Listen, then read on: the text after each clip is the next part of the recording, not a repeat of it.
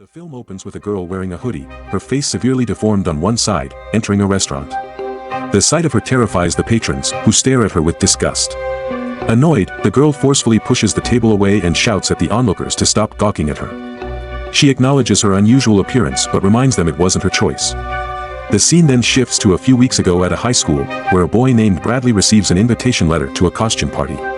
After placing it in his locker, he enters the classroom and takes a seat behind Ravi, an immigrant boy from India. Bradley, known for his bullying ways, immediately starts tormenting Ravi. Fortunately, the teacher notices the bullying and switches Bradley's seat with Bernard, another notorious bully in the school, who then targets the unfortunate Ravi. Bridget, Heather, and Kelly, three popular girls admired for their looks, are also excitedly discussing the upcoming costume party. Unaware of who is organizing it, they eagerly anticipate the event. As they converse, they cross paths with a group of boys, including one of our main characters, Dane, who is engaged in a discussion about the party with his friends. Meanwhile, inside the locker room, the girls encounter Emily and subject her to their taunts, leaving her in tears. To help you understand the story better, let me introduce the 5 students who form the outcast group: Ravi, Dane, Emily, Andy, and Jack. They face constant bullying at school without any means of self-defense. Later that day, Dane and Jack set up a bear trap in the forest near Dane's farm. Their conversation hints at a sinister plan they have in store for the bullies during the costume party. The next day, while the group sits in the school cafeteria discussing their revenge plans against the bullies, Ravi is confronted by one of the thugs, who purposely spills milk on him. Instead of retaliating, Ravi calmly hands him the milk pack, only to face more verbal abuse.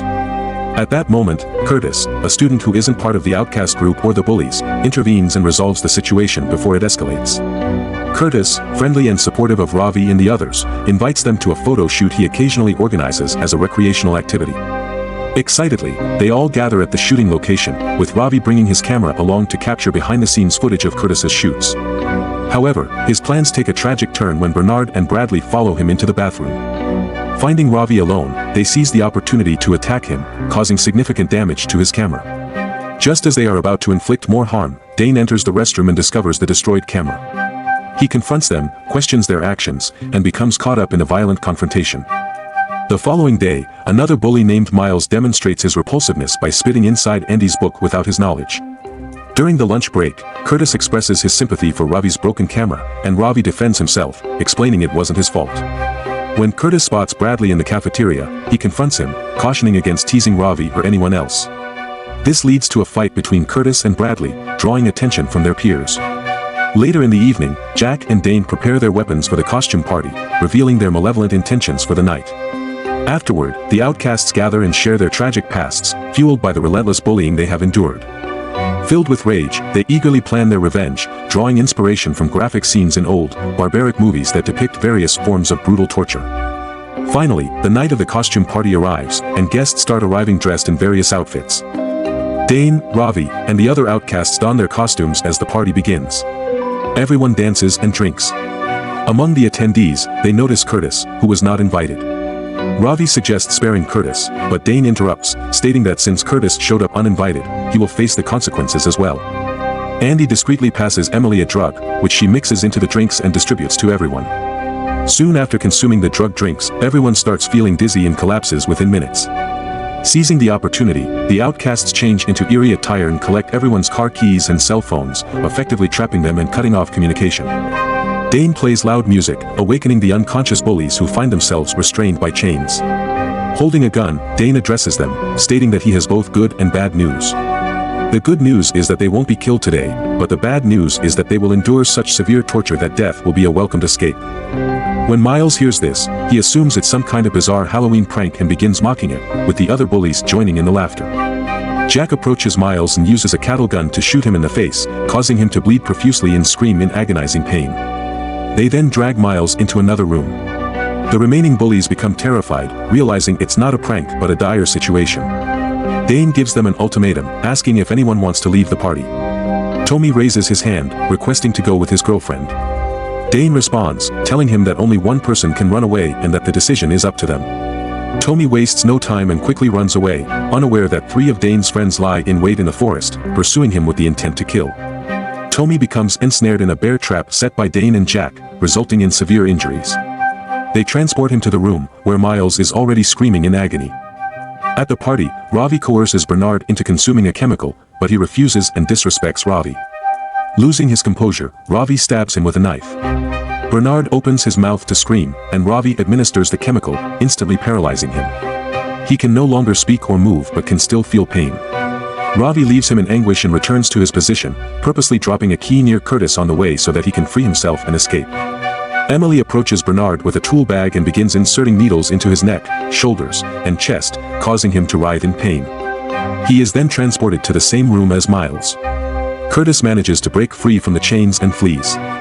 Dane attempts to shoot him, but Ravi intervenes, deflecting his aim. Realizing Ravi's betrayal, Dane brutally kills him. The trio outside the farmhouse begins pursuing Curtis. He eventually reaches a road where he encounters a policeman. Seeking help, Curtis runs towards him, but the officer mistakes him for a thief and points his gun. Before Curtis can explain, the trio arrives and opens fire, resulting in the death of the police officer. Curtis manages to escape, taking the officer's gun with him. Heather becomes the next victim of the outcasts. Emily applies a toxic paste to Heather's face. Dane informs everyone that it is a unique mixture containing poisons that will initially burn her skin and then cause it to peel off her skull. He describes the process as slow but excruciatingly painful.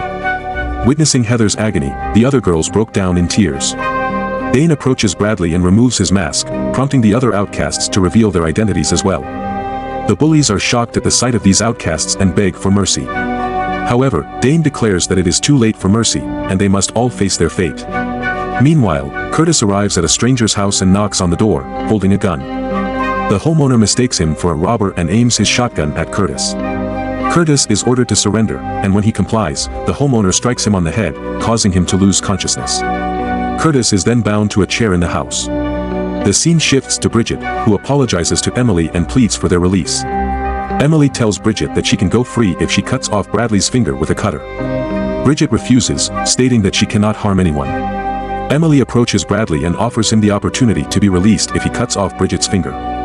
Curtis regains consciousness and recounts the situation to Parker, the homeowner. Parker initially doubts Curtis but leaves the house to investigate. In the meantime, Bradley agrees to Emily's proposal to sever Bridget's finger. As Bridget cries and pleads with Bradley not to do it, he insists that he must to gain his freedom. He begins by cutting off her first finger, causing Bridget to scream in agony. Dane instructs Bradley to proceed, and despite Bridget's intense pain, he proceeds to sever her second finger. Emily presents Bridget with another opportunity to cut off Bradley's fingers and escape, and this time Bridget accepts. As she approaches Bradley with the cutter, she hesitates and then throws it away, declaring that she cannot harm any of her friends. Emily applies the chemical paste to one side of Bridget's face, causing immediate burning and agonizing screams.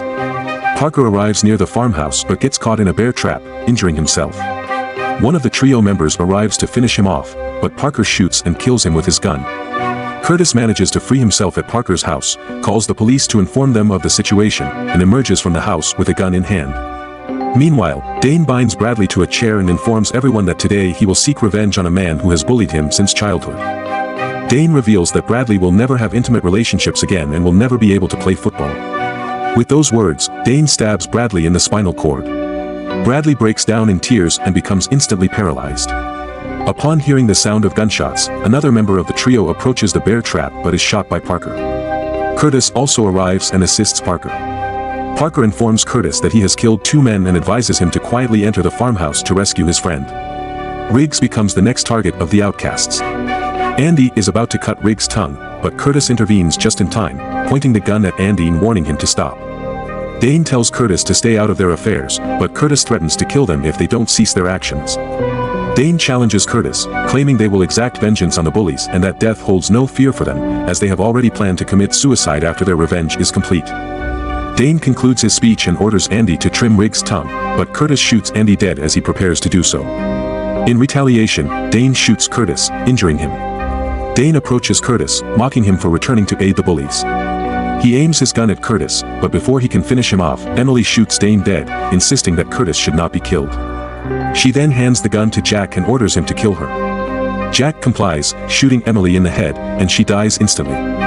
Since they can't escape the police or face their families after their actions, they had already planned to end their lives in this manner. Shortly after, the police enter the farmhouse.